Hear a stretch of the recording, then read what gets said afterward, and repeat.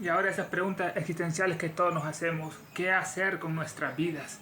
Debemos estudiar, aprender, trabajar, ayudar a los demás. Esos son los propósitos de la vida.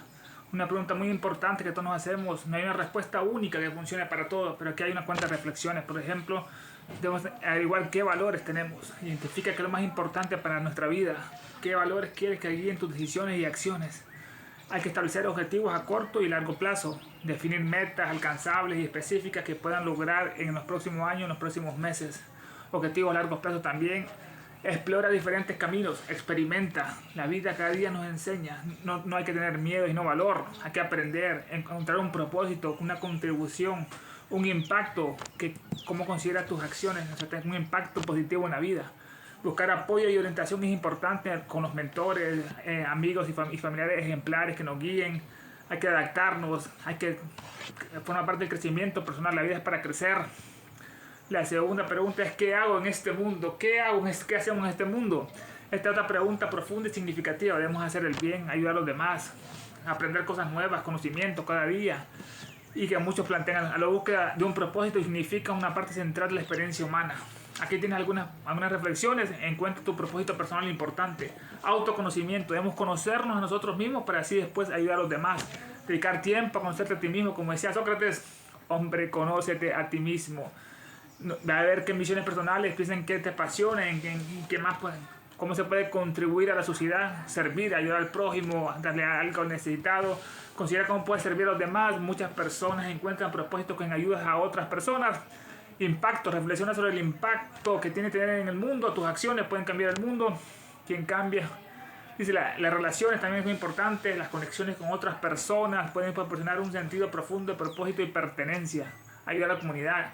Desarrollo y crecimiento espiritual. Hay que meditar, reflexionar, importante, como hacía Stephen Jobs. Hay que aceptar la incertidumbre. Proceso continuo de aprendizaje. Hay que disfrutar este viaje que estamos en este planeta, en esta vida, una vida más en nuestro aprendizaje. Hay que inspirarnos en obras, en historias como la de Mahatma Gandhi, Santa Teresa de Calcuta, Juana de Arco, etc. Mentorías. Hay que buscar mentores o personas sabias para que ellos nos den esa sabiduría, esas virtudes que nos hacen falta. Número 3. ¿Cómo sabemos que estamos haciendo lo correcto? Importante pregunta. ¿Cómo lo sabemos? Decía Manuel Kant, el gran filósofo, que hay un imperativo categórico. ¿Qué es este imperativo categórico? Es que todos debemos hacer las mismas cosas, acciones nobles, bajo las mismas circunstancias. Por ejemplo, si vemos que a un señor se le cae una billetera, debemos avisarle al señor se le cayó la billetera. Ese es el imperativo categórico, hacer lo que haríamos todas personas, actos nobles para ayudar a los demás. Imperativo categórico. Así sabemos que estamos haciendo lo correcto. Y lo otro importante es que debemos escuchar siempre la voz de nuestra conciencia, la voz de nuestro corazón que nos dice cuándo actuamos bien y cuándo estamos actuando mal. Debemos escuchar a nuestro corazón y no actuar porque otros supuestos amigos nos presionen a que hagamos cosas que son malas, que son malas. Saber si estamos haciendo lo correcto puede ser una de las preguntas más desafiantes de la vida, ya que las respuestas pueden variar según nuestras creencias, valores y circunstancias personales.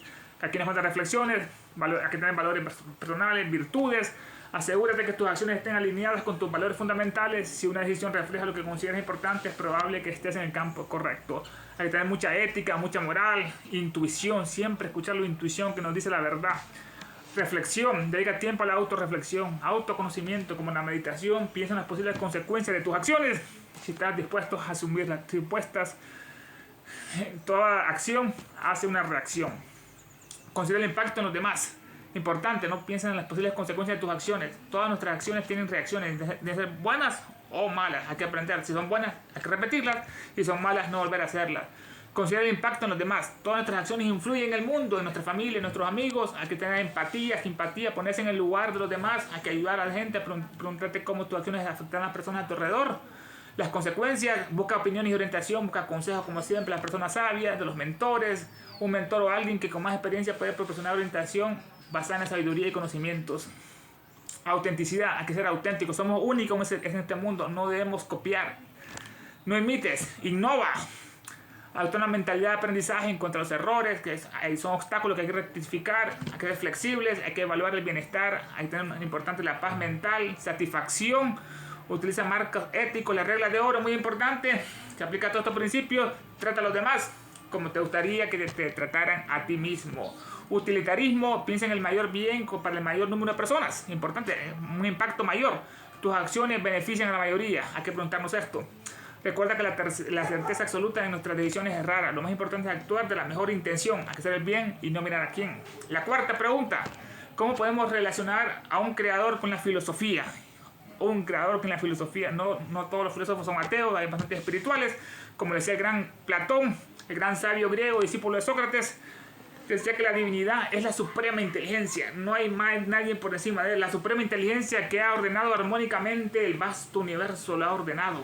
Es la suprema sabiduría, todo lo sabe. Él decía que el creador del universo es el tercer logos, el tercero.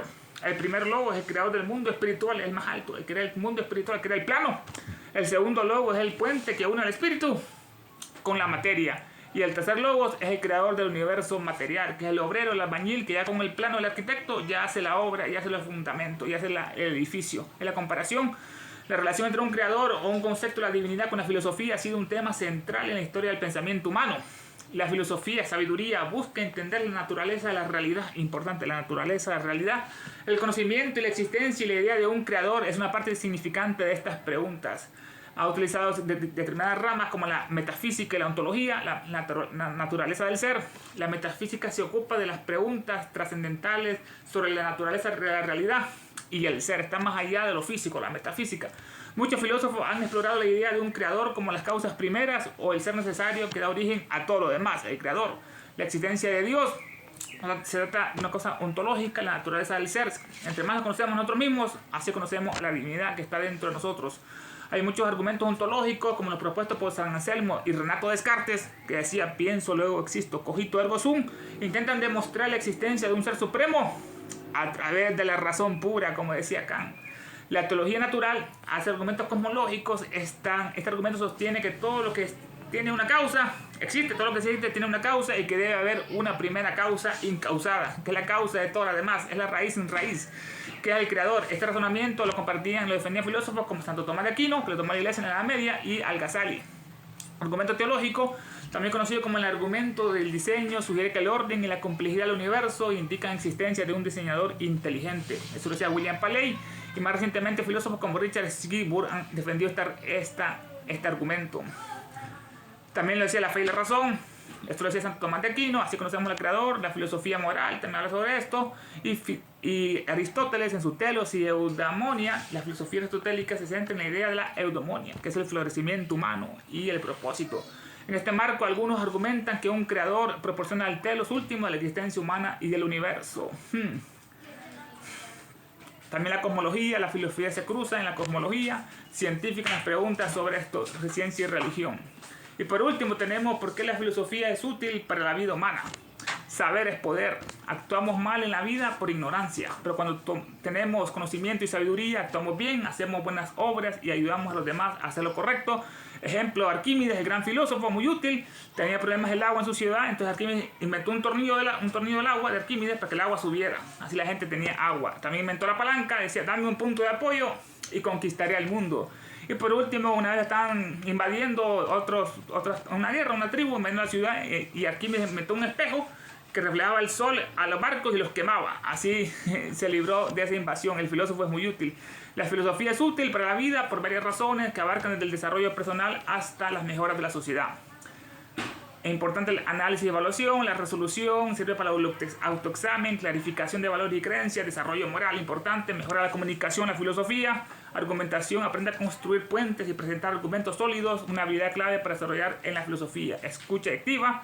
La filosofía tiene en todos los campos, como la matemática, es la madre y el padre de todas las demás ciencias. Aceptación de la incertidumbre, pensamiento original, solución de problemas, todo esto nos ayuda a la filosofía.